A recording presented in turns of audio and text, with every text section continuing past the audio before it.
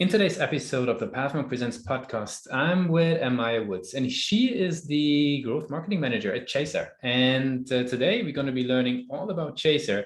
Essentially, what Chaser is, it's an end-to-end accounts receivable software. And today we're going to be diving into what that means. We're going to be speaking about the concept of automated humanity and human touch to automation. I think that's super important for this conversation today. And Amaya, welcome to the show. Great to be here. Thanks for having me. Very cool. So give us that 360 overview. What is Chaser all about? Sure. So Chaser is an accounts receivables automation software. And as you mentioned, Lucas, it's end-to-end. So it automates the accounts receivables process from beginning to end.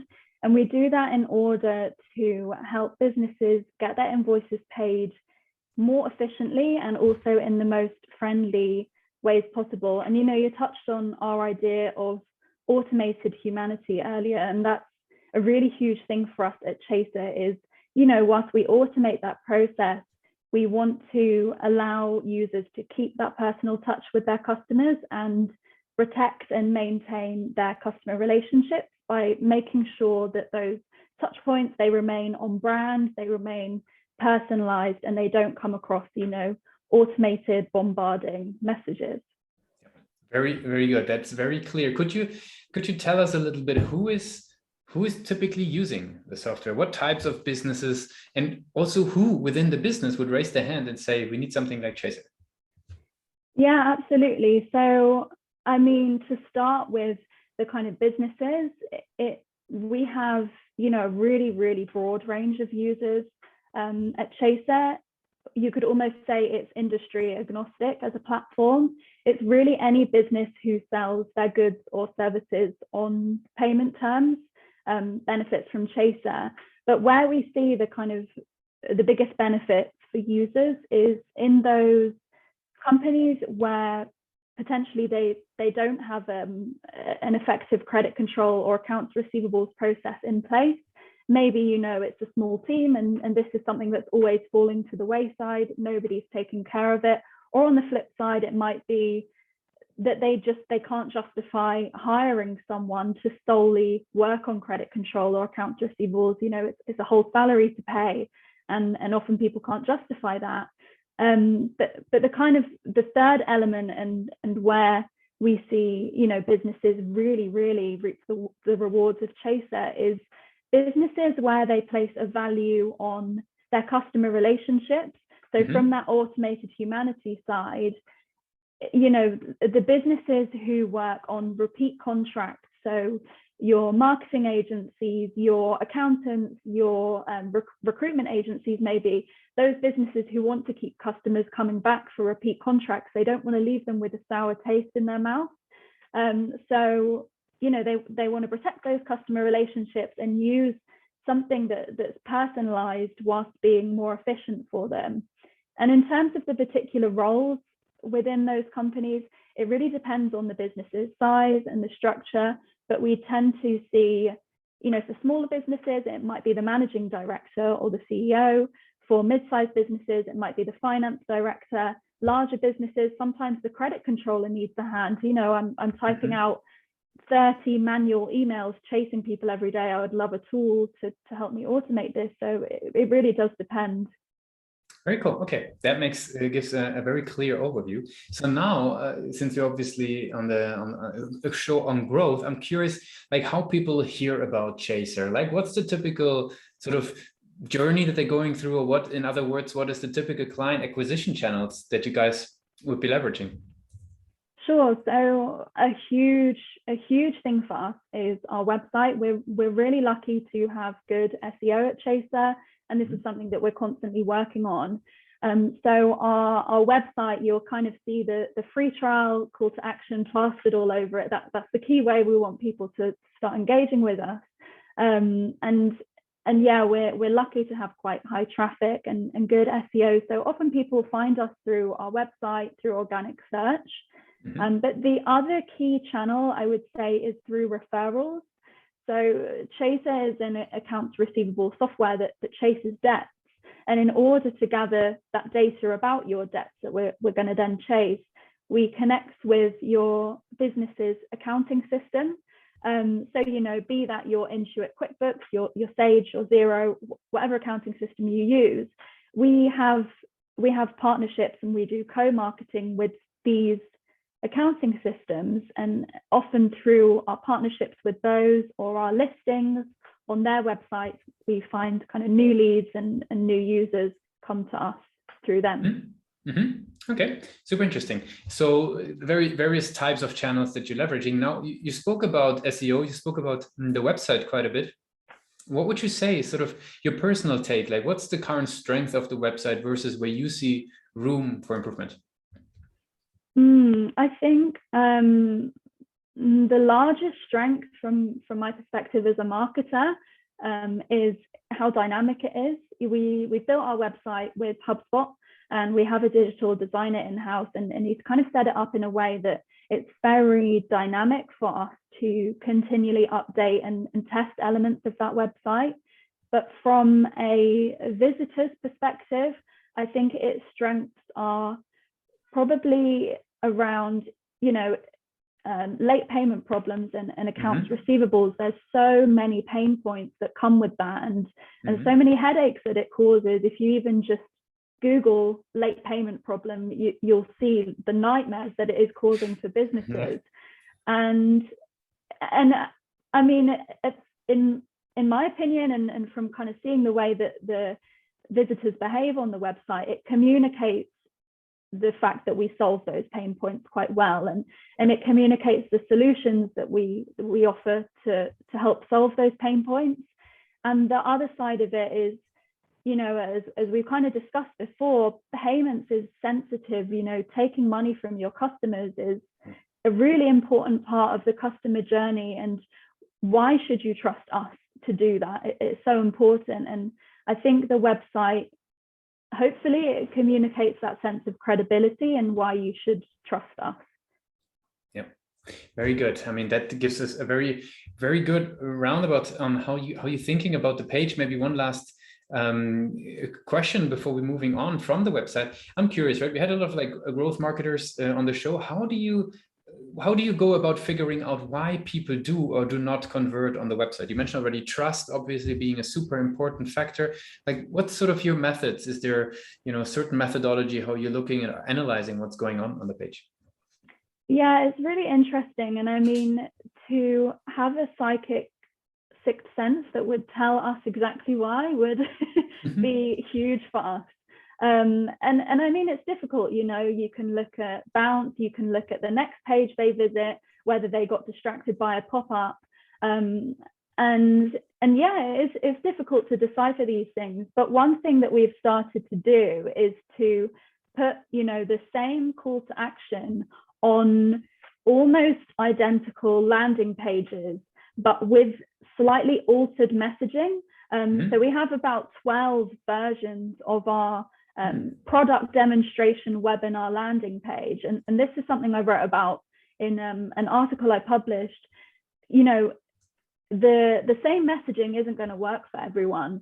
And what we've started to do is use these kind of 12-page variations and rotate them around things like LinkedIn ads, link a different one in our weekly webinar email that goes out, and rotate them around so you can start to monitor which kind of messaging or which kind of even colors on the page or position of the call to action is converting more people.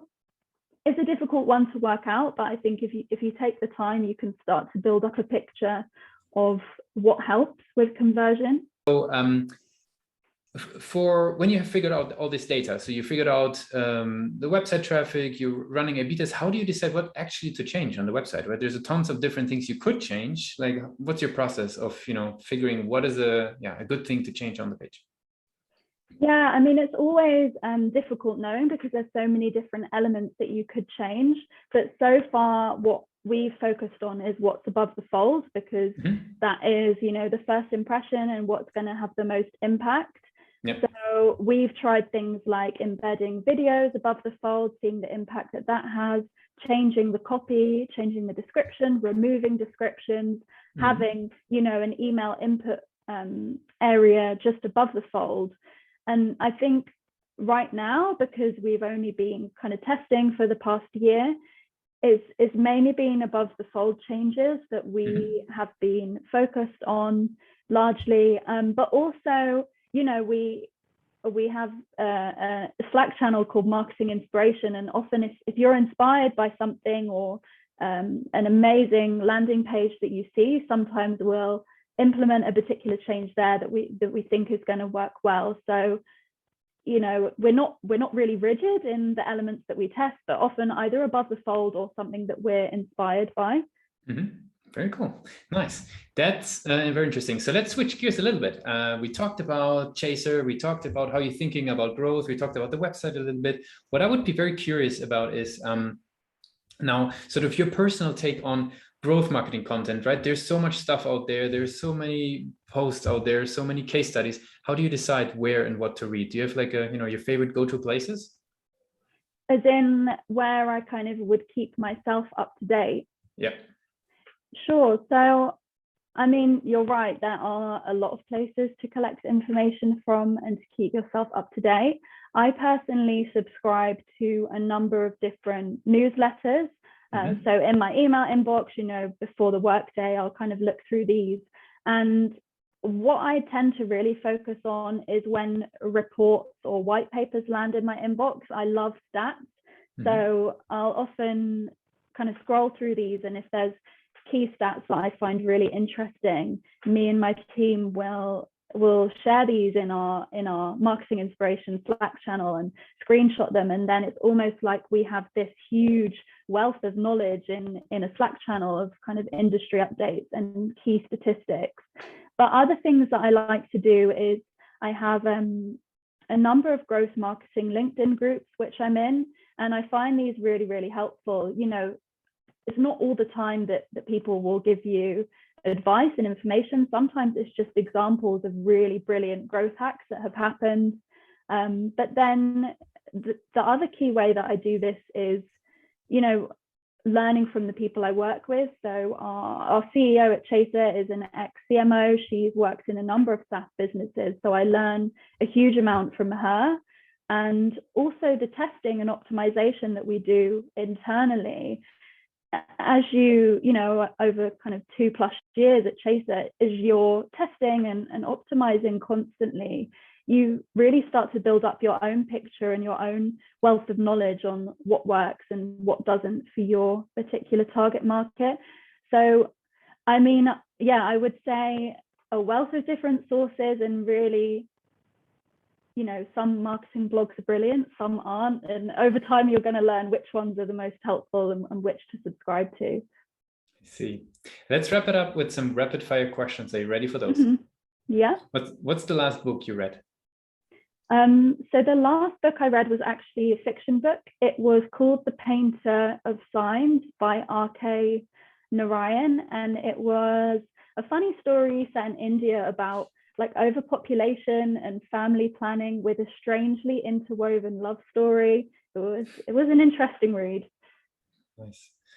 What's the one single thing your company is focused on most at the moment? Growth, absolutely, growth. If there would be no boundaries in tech, what's the one thing you would fix for your role, right? So everything is possible. What's the one thing you would fix for your role? Does it have to be my role, or could it be like the company? Can be the company, if that comes easier to mind. I think the one thing I would fix if there were no like boundaries would be to be able to have everyone in the company in one place at one time, like just press a magic button and we can have like you zoom in and then you back out again.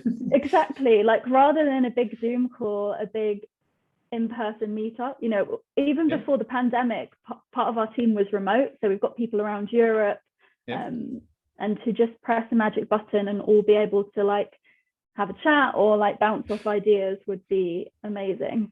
Very nice, very cool. What's the last thing that kept you awake at night about your company? I mean, this is quite a while ago, but I know the start of the pandemic was quite a worrying time. We rarely really saw any churn at Chaser, and the pandemic was the only time that we started to see businesses like drop off and leave, and it was really scary. And I guess in the payment space, we were kind of in this debate of, you know, is Chaser going to be seen as not a necessity and a cost that businesses can cut when they're struggling, or will they think, you know, payments and getting paid for our work is more important now than ever? Oh, we need to keep Chaser and we need to use it really well. And yeah, it was a scary time, because at the beginning of the pandemic, you didn't know which way things were going to go. So many businesses were shutting down, and I think it probably did cause sleepless nights for a lot of people. I see. For the last question, I want to do a little bit of time travel. Let's go back to the days of the University of Reading. We're basically going the way back. And now the question would be, now you're off into the world of growth and growth marketing. What's the one advice you would give yourself? Starting out, I guess my biggest piece of advice would be to just take more risks with exploring different channels. I remember starting out, particularly at Chaser, being quite hesitant to try out a new channel for lead generation that hadn't yet been done, because you've got no justification to say, oh, this is going to be a good ROI. You don't know, you've never done it before. But the thing is that you won't know until you try it. So I think maybe just be more brave with budget, and not be so afraid to potentially waste budget. Just give things a go, measure it, and yeah, you won't know until you try. So I guess in summary, be more brave with trying new channels.